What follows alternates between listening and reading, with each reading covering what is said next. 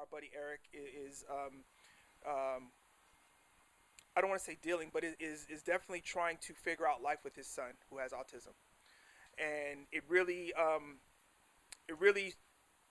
sparked me to reach out to Paul because Paul has been in that position. Paul has not only been in that position, but I feel is triumphing. I mean, he's doing a lot of great things, and I'll let him tell his story. I've known Paul since, man, what, seventh, eighth grade? Known each other from since seventh, eighth grade, and just watching him be a strong man, not only for his family but for his son, and now is reaching out and doing great things in the community, and again taking something that we all could sit down and be like, oh, woe is me, and taking it and making it a positive and making it an opportunity for a lot of us to give back and do positive things as well. And so I just want you to come and talk, 5 6 minutes, just let us know your story, and let us know how you can help. It's my buddy Paul Avila. That'd be great. Appreciate it.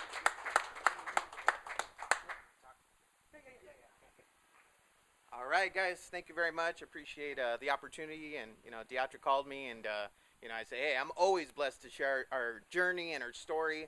Um, 2-minute background on me. Grew up here locally in Covina. 45 years old. Went to South Hills. Local in the community. Grew up youngest of five. Had single mom. So obviously that's always a little hard.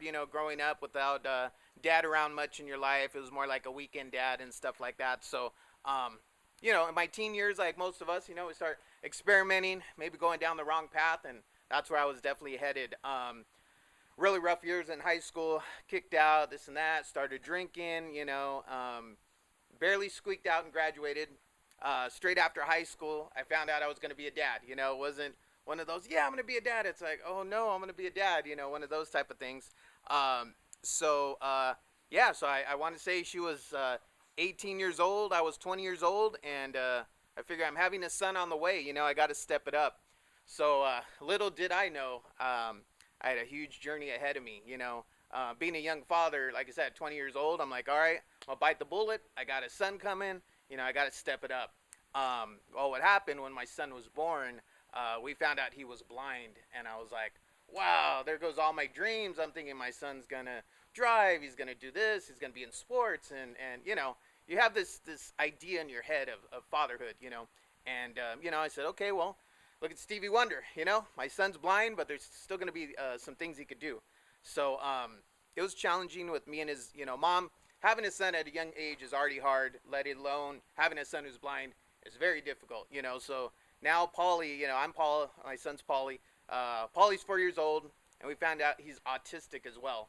So talk about somebody punching you in the gut. It's like, wow, like I have a son who can't see. Now with autism, a lot of times they're nonverbal. So you're going to tell me I have a son who can't talk too?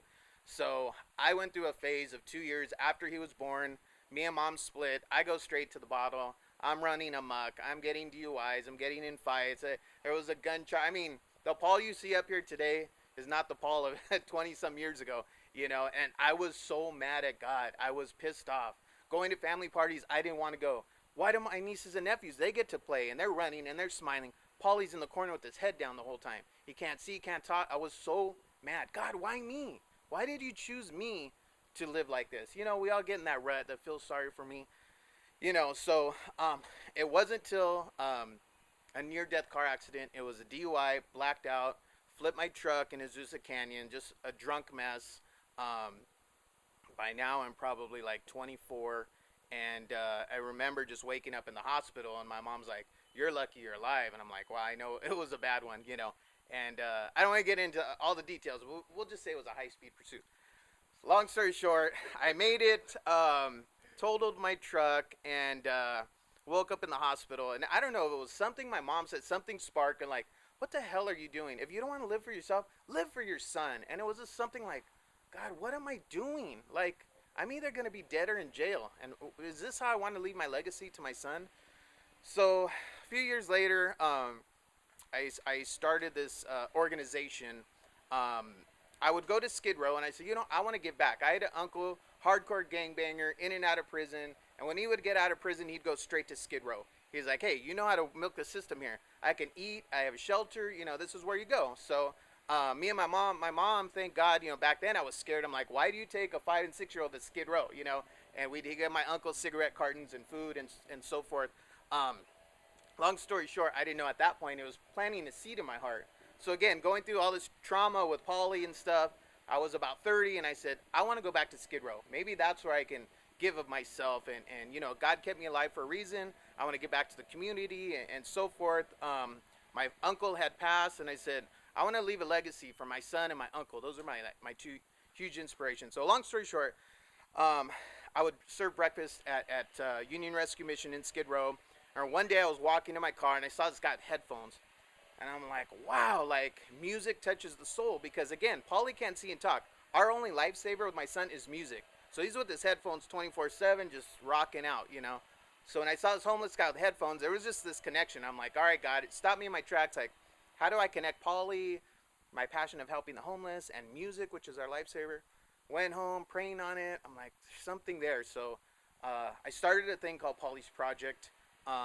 It's in honor of my son and my uncle. So we would go and hand out radios to the homeless. I'm like, if music brings Paulie so much joy, lights him up with a smile, I'm sure it's going to do the same for the homeless. So me and Paulie would hit the streets and, little did I know, I thought they were going to be more excited about the radio, but they're like, whoa, whoa, whoa, how come this kid, he's not looking at me? So I'd explain to them, oh, well, Paulie's blind, why isn't he talking? They said, well, he's never talked in his life, he doesn't talk.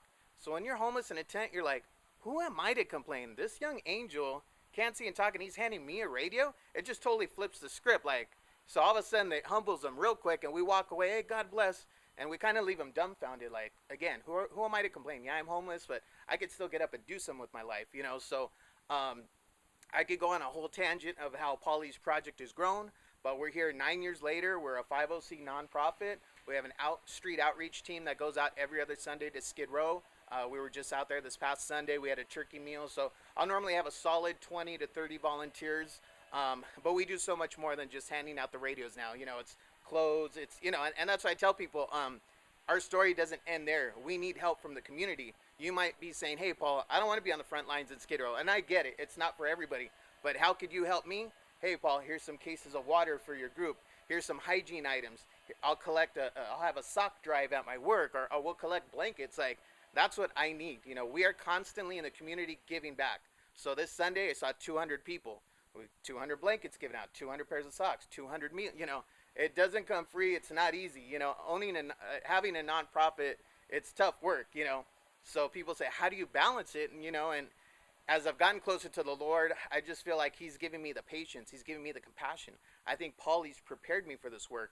So people hold me on a pedestal. How do you do all that work week after week in Skid Row? I said, it's not any different than what I'm doing at my house. I change my son's diapers. I feed him. I bathe him. So when I'm going out to these poor and needy people, handing them a hygiene kit, it's not a big deal to me. It's just that I'm kind of kind-hearted in heart. I don't know how to say it, but that's just in my nature. So like I said, I think we all get in the whoa and why is me, as I went through that for years. And now I have a whole different attitude at saying, why, God, why me with my son when I was a young 20-year-old man to now being 45 and say, all right, God, I know why you chose me for this job, So, I hate saying that old saying, turning that negative into a positive, because Paulie's definitely not a negative. He's an angel and he's a positive, but God knew what He was doing when He paired us together, and it's hard. I'm a single dad. His mom is involved. He kind of goes back and forth, but, it's tough having a child like that, let alone doing it on your own. So, I'm just here to spread the message, spread the love, and I tell people, get involved with Paulie's Project. A lot of times we'll donate, I'm going to donate blankets to the Salvation Army. That's great. It's probably like third, fourth party, but we need them. We're handing them directly to the street. Deatra knows we're constantly out there. So I ask of you, we actually have our big, it's our 8th annual pancake breakfast. It's December 8th on Saturday, and it's in Skid Row. So we always need volunteers. Sometimes we have to get out of our comfort zone. I guarantee you it's a humbling experience. We all get spoiled. We go home. We have AC. We have electricity. We have water. We have power. And you go to these people who are straight sleeping on the concrete. And to give of your time and hand them a pancake breakfast, that's the least we can do. They say the hardest part of homelessness is loneliness. It's the guy you pass by 1,000 times in your car. We really don't give a damn. It's almost like we're numb to it. But maybe get out of your car. Hey, Joe, how you doing? Call him by his name. This is a soul. God created him, So who are we to judge? You know, we don't know people's circumstances. We don't know the choices they had in life. You know, so that's it. I'll be short. I could go on and on, but I appreciate you guys so much. Thank you. What I'd like to do today